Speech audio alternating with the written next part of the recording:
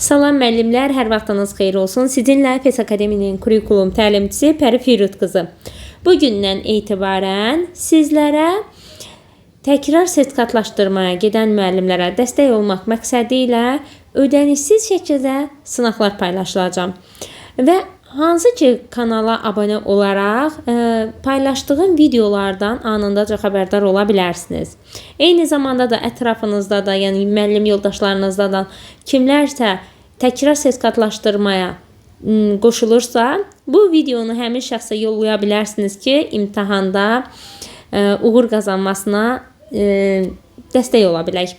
Və müəllimlər, gəlin vaxt itirmədən birinci sualımızla başlayaq. Hansı ki birinci sualımız cədvəl əsasındadır müəllimlər və bildiyimiz kimi müəllimlər əsasən cədvəllərdə yanlışlıq edir. Daha çox belə deyim, bugünkü suallarda cədvəl tipi daha çox salmışam ki, gözünüz öyrəsin, işləmə qabiliyyətiniz belə deyim, cədvəl üzərində artsın və birinci sualla başlayaq. Hansı ki cədvələ əsasən uyğunluğu müəyyən edin deyir.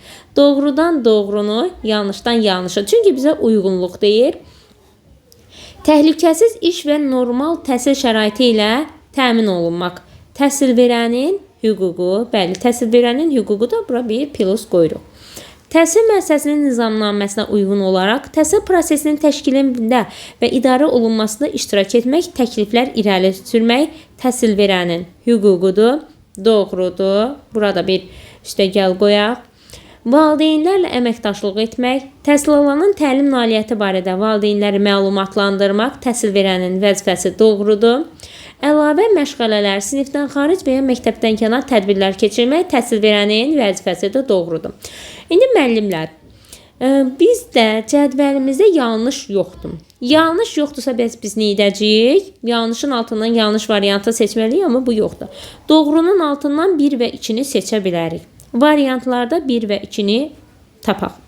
Cavab olacaqdır A variantı. Növbəti cədvəlimizə baxaq. Yenə də cədvəldir və cədvələ əsasən yenə də uyğunluğu bizdən istəyir. Gəlin baxaq. Uyğunluq dediyinə görə doğrudan doğru, yanlışdan yanlış. Sağlam həyat tərzi keçirmək şagirdin vəzifəsidir. Doğrudur. Öz məktəb yoldaşı ilə təhsildə əməkdaşlıq etmək. Təhsil alanın hüququ. Baxın müəllimlər, öz məktəb yoldaşı ilə təhsildə əməkdaşlıq etməsə şagirdin vəzifəsidir. Bura vəzifə olaraq qeyd edeyim, amma bizə hüquq deyir deyə biz bunu yanlış götürəcəyik. Dövlət, cəmiyyət, ailə özü qarşısında öz məsuliyyətini dərk etmək. Təhsil alanın vəzifəsi doğrudur. Üzürsüz səbəbdən dəstən yayınma hallarına yol verməmək şagirdin vəzifəsidir. Amma bizə hüquq olaraq deyir, bunu da yanlış götürürük. İndi müəllimlər, cədvələ əsasən uyğunluq dediyinə görə doğrudan doğru, yanlışdan yanlışı seçirdiksə, 1-i seçərik doğru, 4-ü seçərik yanlış. 1 və 4 bizim sualın cavabı olacaqdır. Cavabımız olacaqdır B variantı. Növbəti sualımıza keçid edək. Hər tipdə cədvəl var ki, qarışdırmayasınız, əksinə öyrənəsiniz. Yenə də cədvələ əsasən uyğunsuzluğu deyil. Uyğunsuzluq deyəndə müəllimlər, doğrunun altından yanlışı, yanlışın altından düzü tapacağıq. Bilik və bacarıqları təkmilləşdirmək üçün məktəbdənkənar təhsil müəssisəsinin imkanlarından istifadə etmək. Təhsil alanın vəzifəsi. Təhsil alanın hüququdur, bu vəzifə deyil. Yəni bu yanlışdır. Təhsil prosesinin təşkilində, idarə olunmasında fəal iştirak etmək, öz fikir və mülahizələrini sərbəst ifadə etmək. Təhsil alanın hüququ doğrudur. Təhsil müəssisəsinin nizamnaməsinin tələblərinə, daxili intizam qaydalarına əməl etmək. Təhsil alanın vəzifəsi doğrudur. Dövlət təhsil standartlarına uyğun, bilik, bacarıq və vərdişlərə yiyələnmək. Təhsil alanın hüququ. Bu da hüquq deyil, vəzifədir. İndi, yəni bunu yanlış verir bizə. İndi doğrunun altından yanlışı seçirdik 1-i, yanlışın altından düzü seçirdik 3-ü.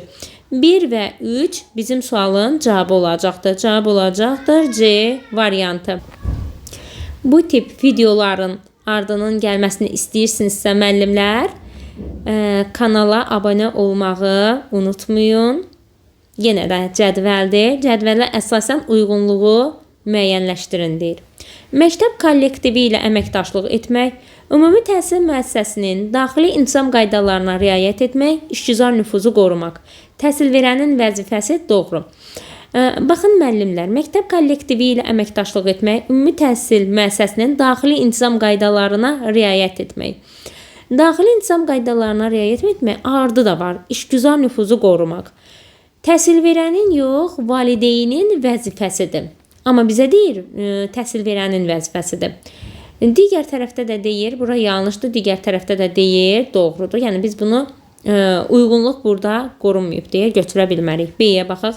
Valideynlərlə əməkdaşlıq etmək, təhsil alanın təlim nailiyyəti barədə valideyni məlumatlandırmaq müəllimin vəzifəsidir. Amma bizə deyir, təhsil alanın hüququdur. Yəni burada da yanlışdır, burada deyir, doğrudur.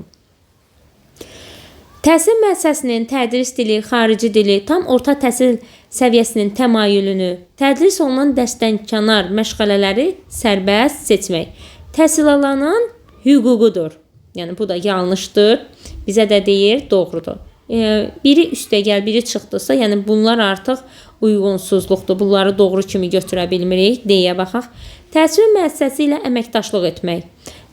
Tədris prosesinin təkmilləşdirilməsi, maddi-texniki bazanın yaxşılaşdırılması üçün təklif irəli sürmək, könüllü yardım etmək. Təhsil verənin vəzifəsi. Təhsil verənin vəzifəsi yox, bu valideynin hüququ ola bilərdi. Yəni yanlışdır verir, təhsil verənin vəzifəsi. Digər tərəfdə də verir, yanlışdır.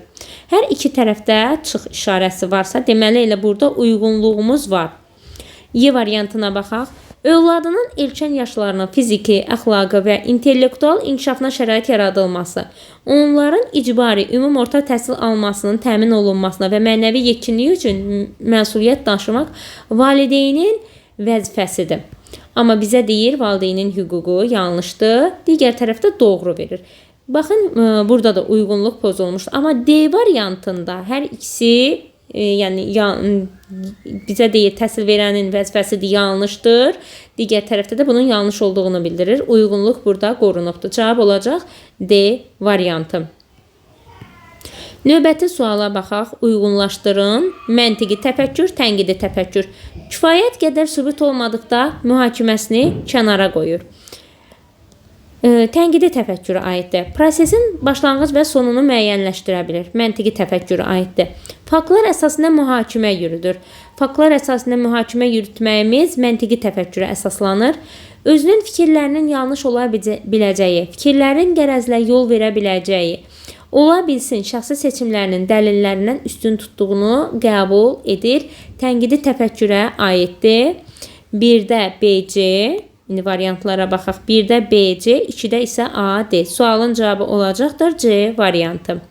Növbəti suala baxaq.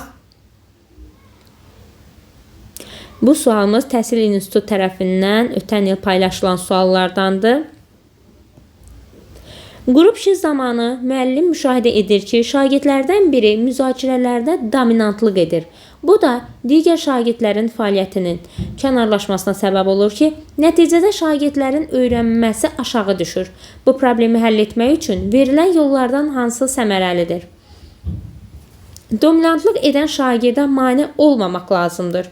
Çünki onun üçün öyrənmə prosesi yüksək səviyyədə gedir. Bir şagird üçün öyrənmə prosesi yüksək səviyyədə gedirsə, amma bu digər şagirdlərə mane olmadan baş verməlidir. Digər şagirdlərin nəticələrinin aşağı salınmamasından baş verməlidir. Amma bizə deyir ki, dominantlıq edən şagird digər şagird fəaliyyətinin kənarlaşmasına səbəb olur. Yəni bu doğru variant deyil. Biz indi səmərəli yolu axtarırıq burada. Qaydaları xatırlatmaqla prosesə müdaxilə edib, digər şagirdləri müzakirəyə təşviq etmək məqsədə uyğundur. Bəli, uşağa qaydaları xatırlatmaq bizim köməyimizə çata bilər. C-yə baxaq. Baş verənləri görməzdən gəlmək, şagirdləri özlərinin problemi həll etmələrini gözləmək lazımdır.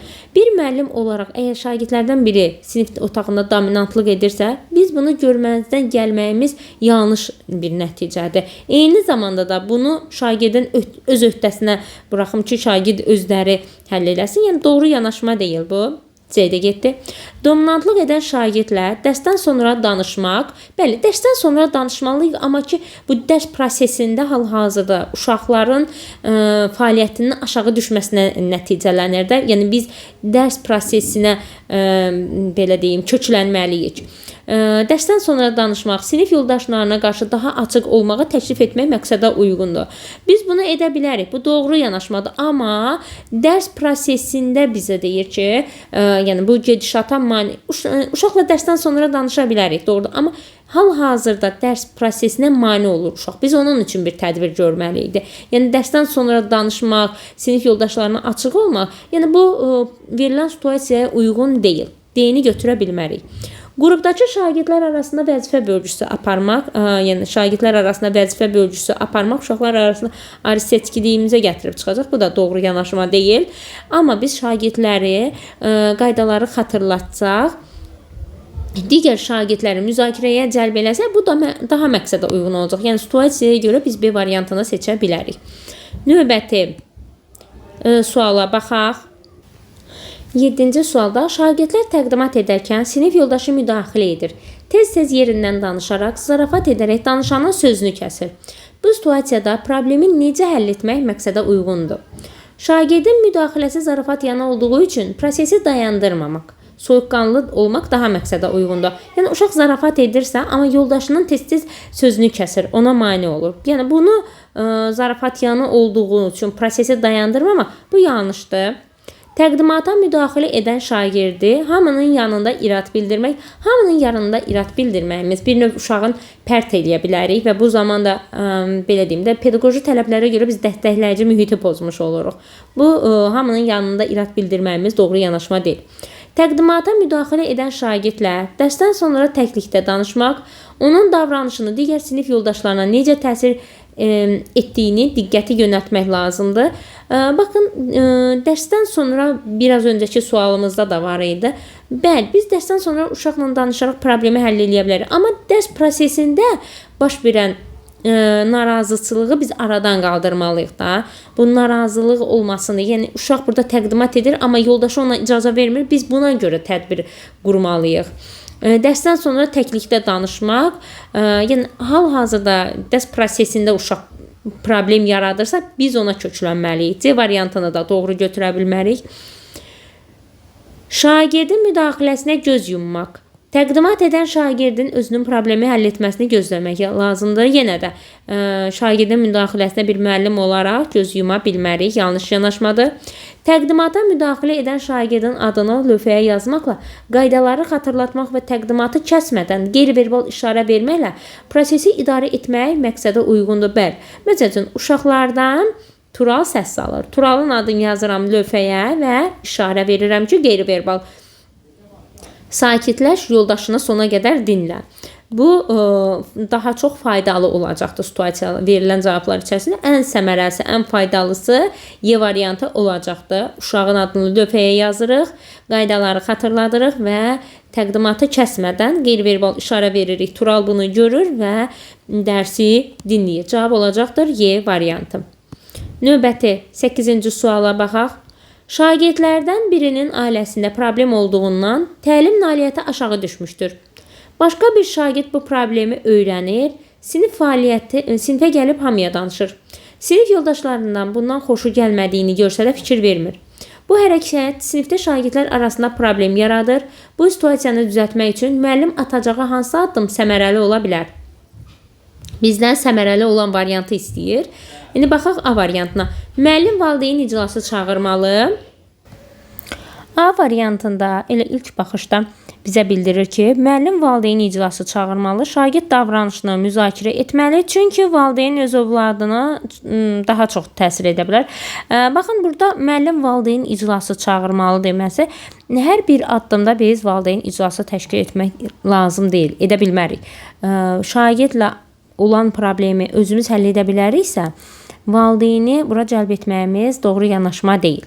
A getdi, A sualın doğru cavabı deyil.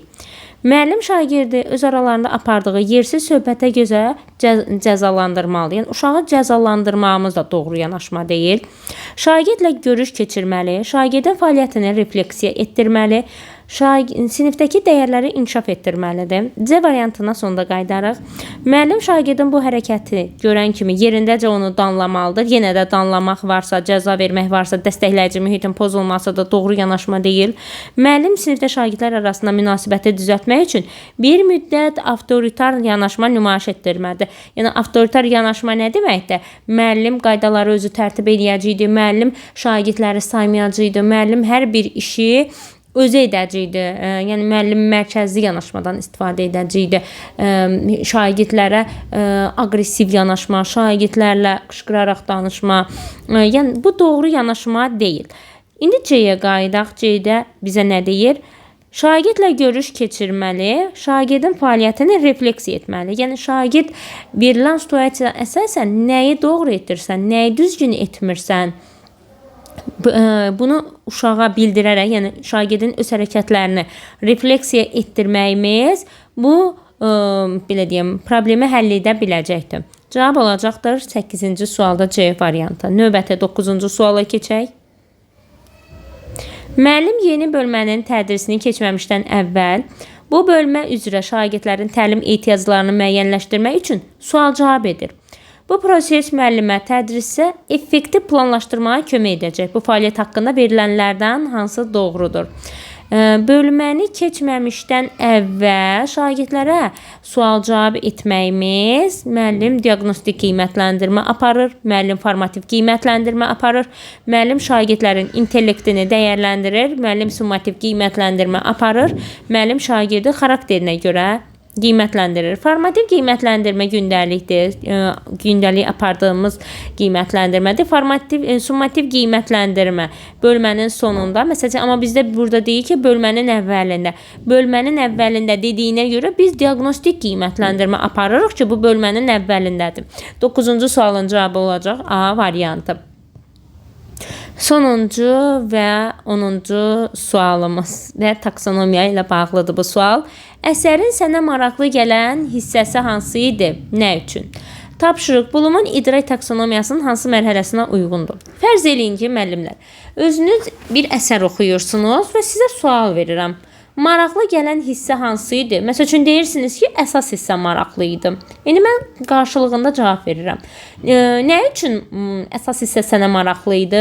Nə üçün sualı bəzən müəllimlər çaşdırır ki, bu anlamaq ola bilər. Bəli, anlamaq da hardasa nə üçün sualına cavab axtarır. Amma verilən situasiyaya görə bu dəyişə bilər. Nə üçün sənə əsas hissə maraqlı gəldi?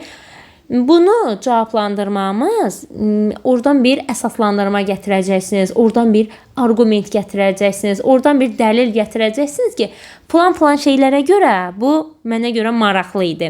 Və bu zaman argument gətirməyimiz, əsaslandırma gətirməyimiz idrak taksonomiyasına görə dəyərləndirmək mərhələsi sayılacaqdır. Cavabımız olacaqdır D variantı.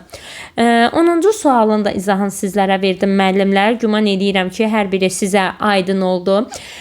Özünüzdə də nəticələrinizi neçə düzünüz oldu bu sualla bağlı, neçə səhviniz oldu, rəy bölməsində qeyd edin və kanala abunə olmağı unutmuruq. Bu tip videoların ardının gəlməsini istəyirsinizsə, İnşallah ki, növbəti mərhələlərdə də fikirlərinizə uyğun olaraq suallar hazırlamağa çalışacağam. Sağ olun, salamat qalın.